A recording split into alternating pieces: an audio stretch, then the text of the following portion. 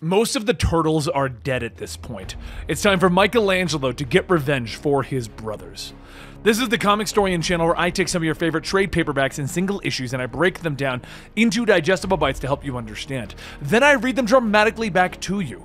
All alterations to the panels, text, and images are to prevent copyright problems, and all art is owned by its respective companies. Consider this a synopsis of Last Ronin issue number 4, and if you enjoy this, please consider going out and buying the other issues in the series and supporting your local industry. So Teenage Mutant Ninja Turtles The Last Ronin follows the last of the brothers, which we discovered in previous issues was Michelangelo. April O'Neil and Casey had a daughter that they named Casey, and now they're moving in to attack Baxter Stockman, who's currently a weird half-cyborg, half-creature, so that Michelangelo can finally get the revenge that he needs for his brothers, who are haunting him in his mind. If you enjoy this type of video, please consider hitting that notification bell and turning on notifications so you know when we put out various videos. We put out 2 to 5 a week, all covering the world of comics. Now, when we last left off, they were using the head of Honeycutt for their plan. You just need to get it to Baxter Stockman's building. As the battle rages on Roosevelt Island, Michelangelo gets behind cover, radioing to April, asking what is her position. Can she hear him? Damn it! I told you this was a bad idea! Casey tells him that she'll be here, but they gotta take out the tower guns now if her and the crew can. Michelangelo tells her no. They will find another way. Lay down suppression fire and wait for his signal. Drop smoke! Lots of smoke! He jumps over, charging in, and Casey tells the resistance, "You heard him! Focus fire on the 2 gun towers! Let's see if we can take those bastards out from here." But up ahead, Mikey runs in stating that this has gone too far. He's gotta find a way in or they're going to die on the damn beach. Such a stupid, stupid plan. At that moment, a giant mech steps out, telling Michelangelo to prepare to be eliminated, but Mikey carves Leo's broken sword into its chest, questioning if it's just as nasty on the inside. As the mech swings, grabbing him, it falls over on itself, pinning Mikey to the ground. As more robots come in, Casey kicks her way through, and Michelangelo states that he thought he told her to stay put. And she says that he did, and she didn't. He growls, going on about her terrible discipline, her excellent initiative, but don't do it again. And she laughs. Yes, Sensei.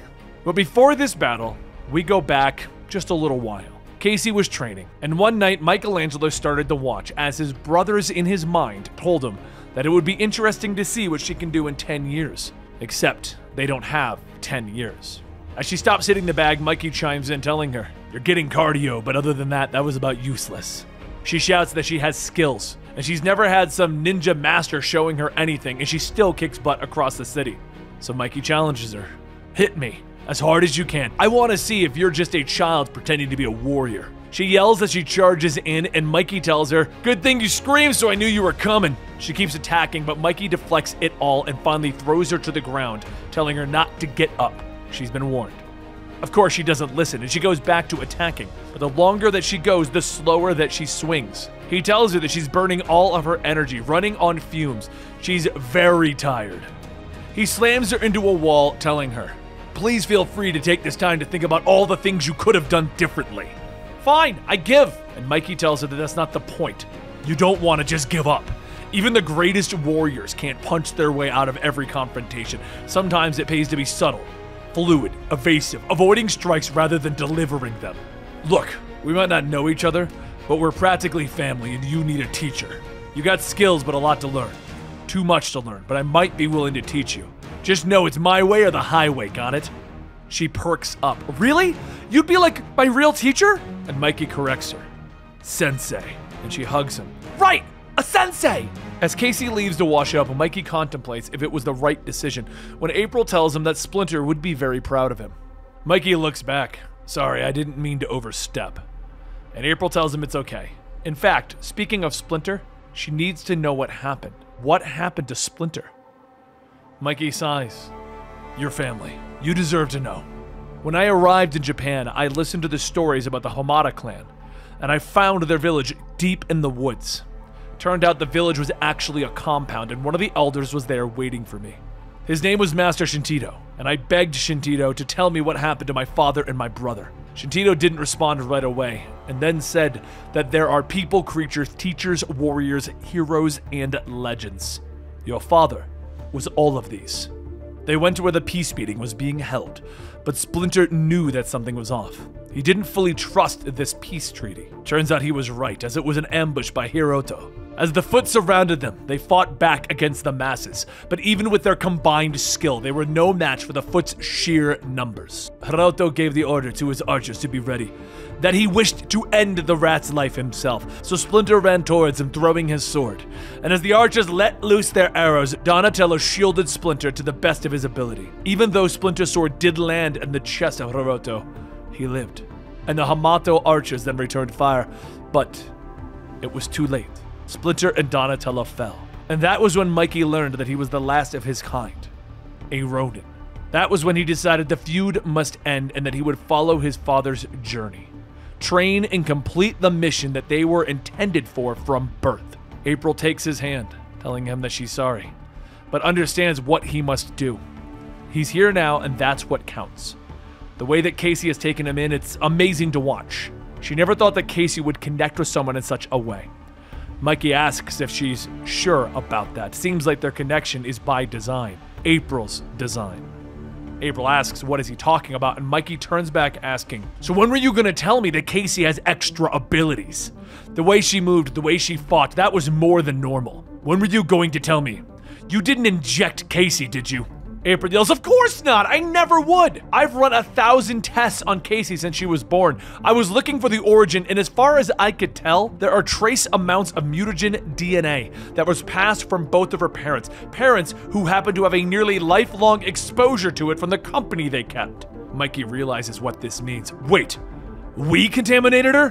Does she know? April tells him that she is aware that she is different, but she hasn't been told everything, not yet, but soon. Back on Roosevelt Island, Mikey scales the Stockman's fortress walls, seeing the paratroopers coming in yelling, "This was a stupid, stupid attack plan, stupid!" After cutting the turrets down, he tells the airborne troops to get down into the courtyard and take positions. But once they get back on the ground, he looks up to see hundreds, if not thousands, of Mausers flying in. Mikey readies himself, stating, "It's a do or die time, April." When there's a sudden rumble, and at that moment, April's armored truck plows through the fortress wall, with Casey yelling, "Look who I found!" April pops out of the hatch. "Sorry, I got stuck at the bottom of the river." Her armored truck releases an EMP shockwave that disables all of the Mausers. She then continues to drive into the compound, and she grabs Honeycutt's head, stating that they only have one shot at this, and runs towards the computer. She hooks him in, telling him, "Professor, you've been in the dark too long. They're gonna kill us if you don't." But Stockman storms in asking, "What are you doing?" April tells him, saving the world. She punches him with her mechanical arm, but Stockman smacks her down, telling her he almost felt that. He reaches over for her device, grabbing the box, but that's when Honeycutt's head comes alive. "You shall not pass!" A massive electrical current shoots through Stockman's body, ripping him apart until there's nothing left of him. Then a nanobite swarm begins to take over the computers as April says, "Goodbye, Zayt and Honeycutt. Thank you." The computers all begin to shut down, and Casey says that everything is powering off, and they did it. The city begins to take back its own streets. The Foot patrolling the streets begin to power down, and the people run into battle against them. They have won. They have taken back the city. And back on the island, Mikey, Casey, and April sit around trying to decide what is next, and April tells them, they've won the battle, but not the war. The war is still to come. And there you have it, the 4th issue of Last Ronin. Now, don't forget to turn on that notification bell if you want to know when the 5th one's coming out, because honestly, I don't even know. This thing keeps getting massive delays. I think this one was 4 months since part 3. But either way, guys, thank you so much for joining us today. What did you think about today's episode? Let me know in the comments down below. Last Ronin is just another reason why I love the Ninja Turtles. They always seem to figure out something else to do with the Ninja Turtle franchise that you would never expect, and this is definitely one of them. I hope you guys enjoyed this, and I will see you next time right here at Comicstorian.